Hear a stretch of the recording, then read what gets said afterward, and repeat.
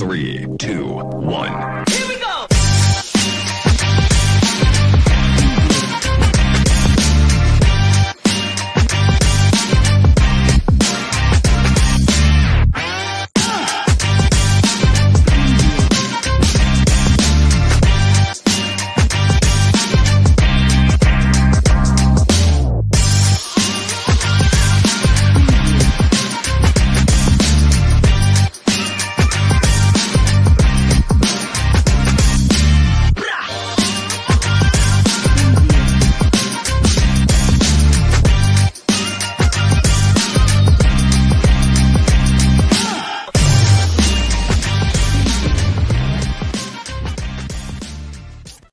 All right, let's do this. Let's hit the books. Part of the Hammer Betting Network, sponsored by FanDuel, alongside the man, the myth, the legend himself, Mr. Joey Knish, making his way over to the Motor City Bowl here in a little bit.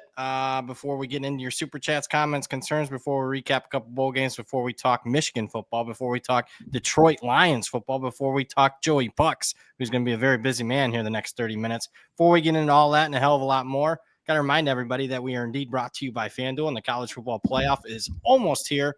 Well, I mean, it's been here, but I mean, the real playoff gets started with these quarterfinal games, and FanDuel is turning every future into a bigger opportunity. Right now, you can get a 30% profit boost to use on any college football futures bet. So if you think your squad has the juice to run the table, boost it.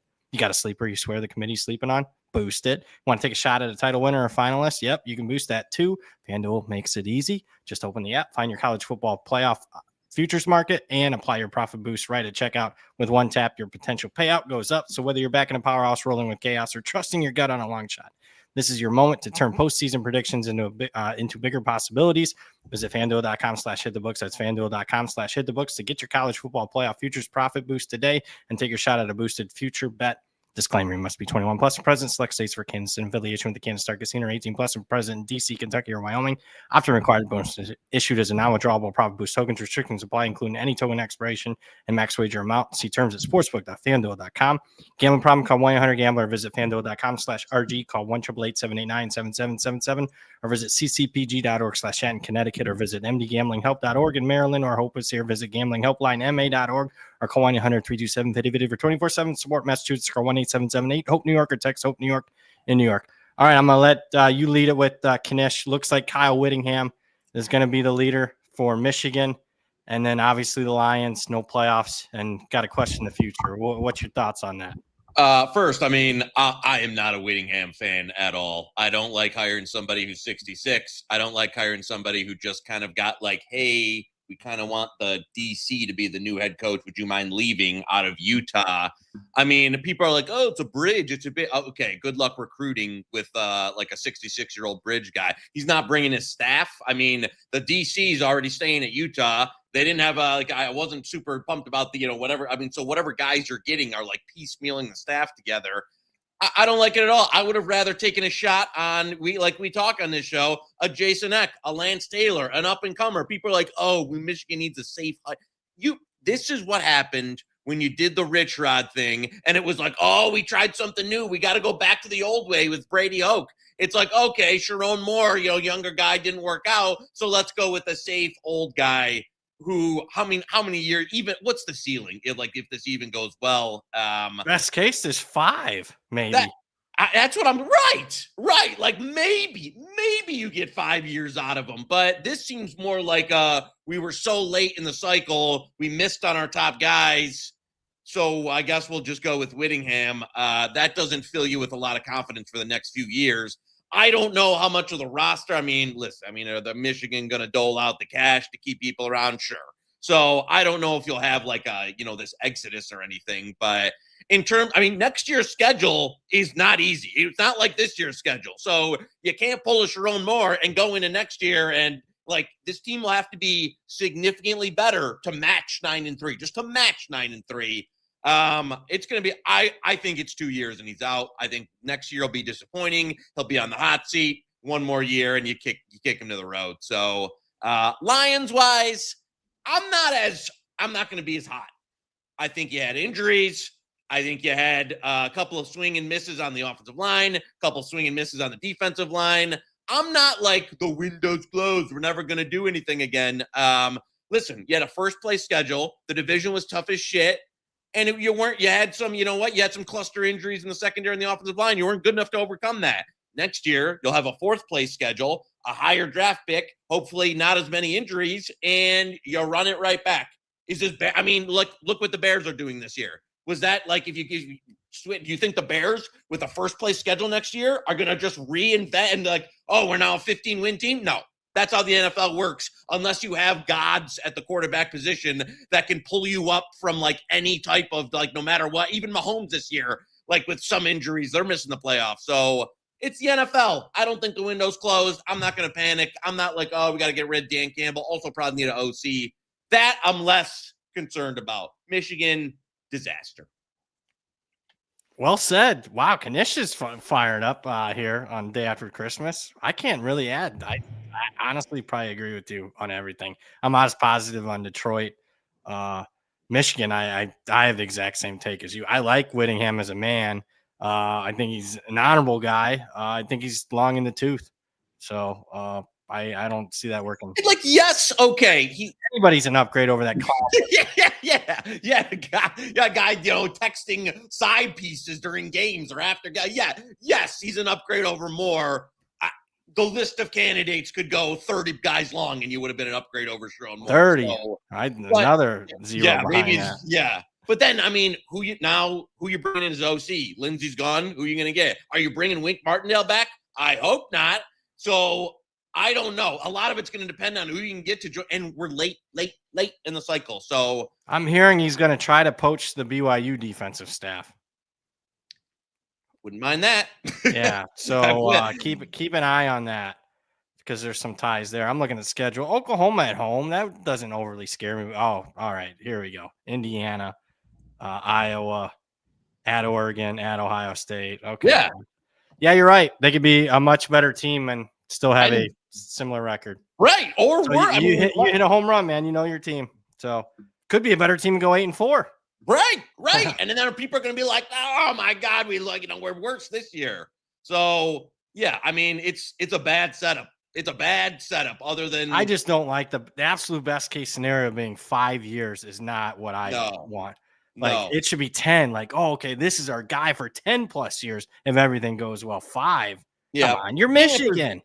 If there's one thing Sharon Moore could do, it was recruit. And that was he got, he was a little charismatic, young black guy, something like that connected with kids. Kyle Whittingham, who isn't from the Midwest, is 66 years old, isn't exactly, entire career in one region. Right. So I think that's really, you're going to have to hire a great staff to even for this not to fall off the wagon. I'm not even talking about making the playoff. I'm talking that the program doesn't completely fall off. Well said. I have similar thoughts. So yeah, you're hitting the nail. But you got to, we could do, I know we're going long, but Ward Manuel's gone, right? So it has to be. This signifies that. Yeah. So. This to me is we booted the AD out. We got to get a new AD in, and then in 2 years we can do a real coaching search. I just don't like punting on a couple years. I don't like that. Yeah, me neither. I'm getting older. I don't like punting on any years anymore. I'm not 20 anymore. That's right when people were like, "We'll do a bridge year with Biff Poggi." No. It's not a bridge. There is no bridge year. It's it's 20. This is major college football. Where at the top you don't have bridge years. Let's get to the chat. Chat's pretty lively here for the day after. It looks like everybody got the day off. Mitchell Ferguson, one of our best guys, $27.99 Canadian. He's quoting me.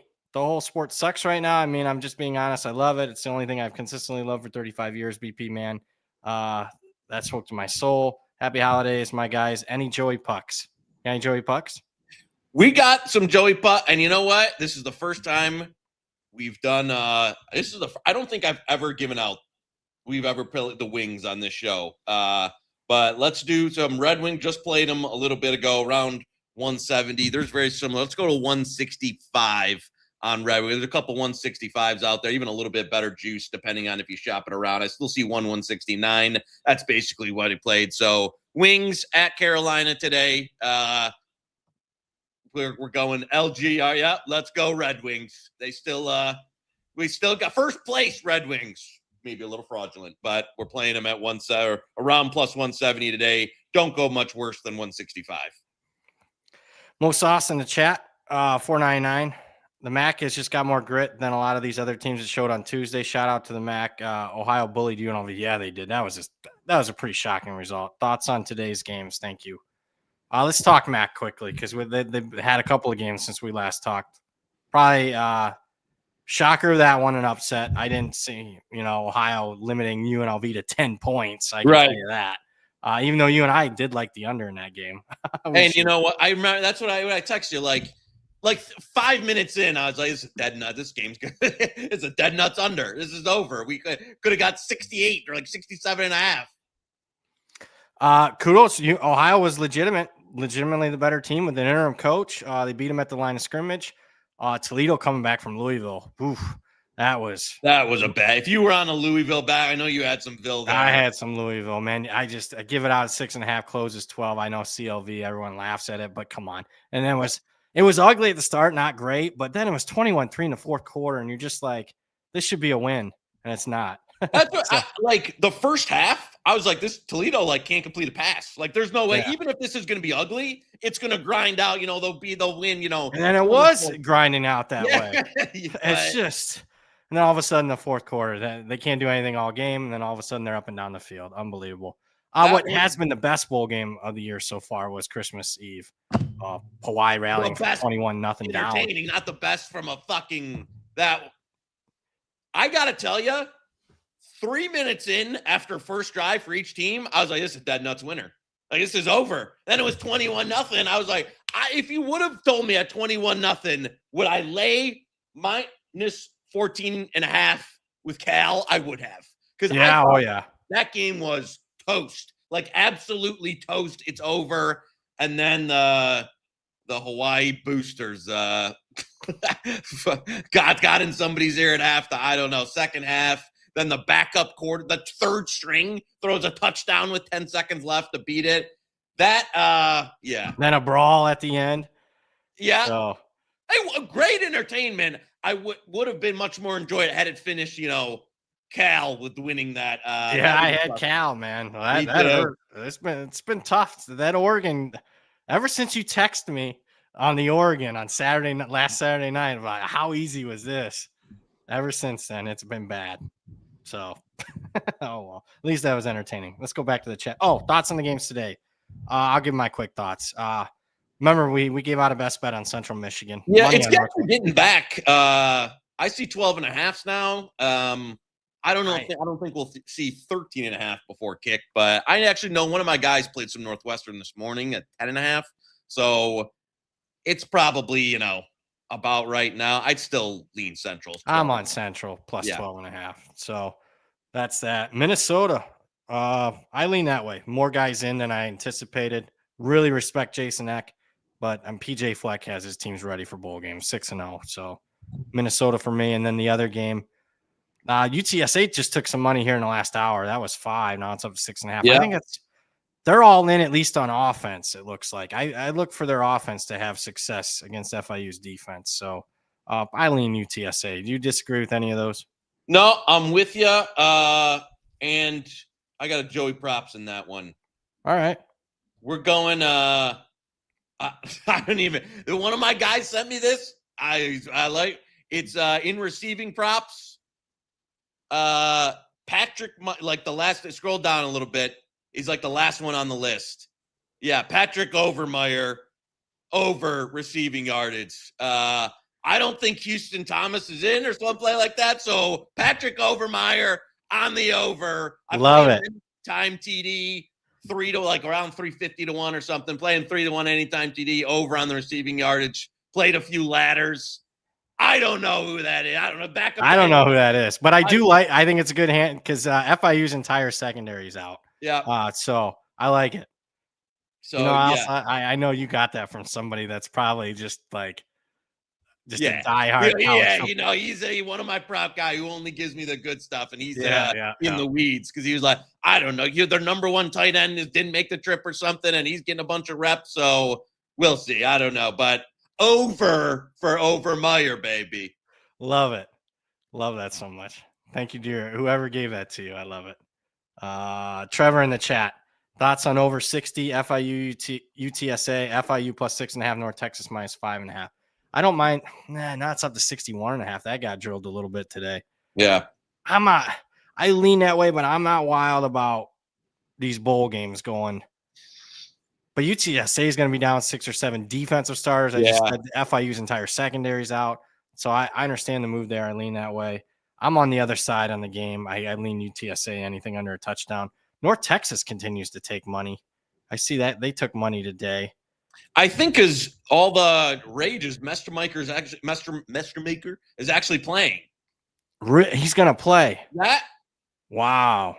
Supposedly, okay. I think there's something in his NIL deal that said, I'm not saying he has, but did you see it? So I'm thinking it's something like this. Do you see the Temple thing where they had one of their reporters, I'll send it to you, like if he doesn't, the Temple players had a thing, or where if you signed the deal, you entered the portal, you had to then like pay back all your future NIL like commitments. So like whatever you committed to, if you committed to like a 3-year deal and you hit the portal, you then owed Temple like 2 years worth of future earnings in this. It was like crazy. So I mean, probably not like that, but I'm thinking like that should have been I thought when we were doing these NIL deals, they'd start making it where you had to play the bowl game. No, like to me, like yeah, where like same thing as the NFL where you get it like in game checks where like I'm not paying the guy if the fucking guy's not going to play the bowl game. It should be in increments, like where you're not getting your last, or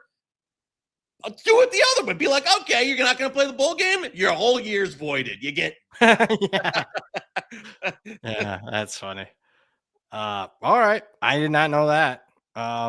Interesting. Senior State's down to backup quarterback, although I don't think much of the Denegal kid. I think it's going to be third. I was going to say not a big loss there, but yeah, their offense was pretty gross. Did you take a position in that one? I have not taken a position.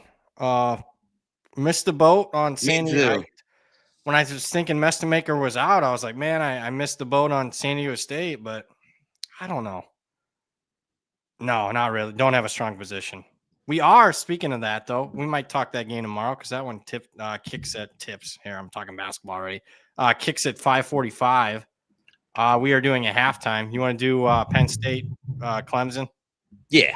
We'll do Penn State, Clemson halftime tomorrow. So if you can't get enough of us, you're in luck. We do 3 shows a week now, including Saturday college halftime show. Knish and myself give immediate reaction to the games of the morning, plus anything we might like later in the day. That's Saturday right here on Hit the Books YouTube channel. So Penn State, Clemson, 8 bowl games tomorrow. That's like the old days. 8 bowl, like the old New Year's Day with 8 games. So that'll be fun. Hopefully we get at least a couple good games tomorrow. Penn State. If I'd have told you Penn State's going to play Clemson in the postseason, you'd have said, "I know." Is this the semifinals? Yeah, not Yankee Stadium Pinstripe Bowl. Unbelievable. Joseph Mann, $86.94.99. Did you guys already talk Northwestern Central? Yep. Lean Central. Money on Northwestern. You got to respect it, I guess, a little, but Northwestern, generally speaking, not a fan of laying doubles with a team like that. No. Also, I think Central had their you've been using like kind of a 2 QB system. The one was hurt. I think the other guy's available today, where you can kind of go. Not that either guy's exactly going to light it up in the passing game, but a little bit. I agree. I can't get to. I don't think the delta here between these teams is that significant. I know Northwestern, a decent amount of their guys that could have opted out are playing, so I get the move, but I'm with you just on the cap of where we're at. Like I can't lay the number. And another, Mac has looked good. 3-0 against the number, Mac, so far. So I gotta respect those boys. All right, back to the chat we go. Penn State's top 5 offensive linemen are out. Interesting. Money came in on Penn State today. Oh, do I got a strong take on that one? Not yet. I'm getting there, though. Going to be cold. Super cold. A lot of money on Connecticut. What's going on there? Honestly, this is probably the third time we've talked this game, and I still am not sure who's actually starting at quarterback for Connecticut. That was all the way up to 10. Yeah. Now it's Down to 7.5. Here we go.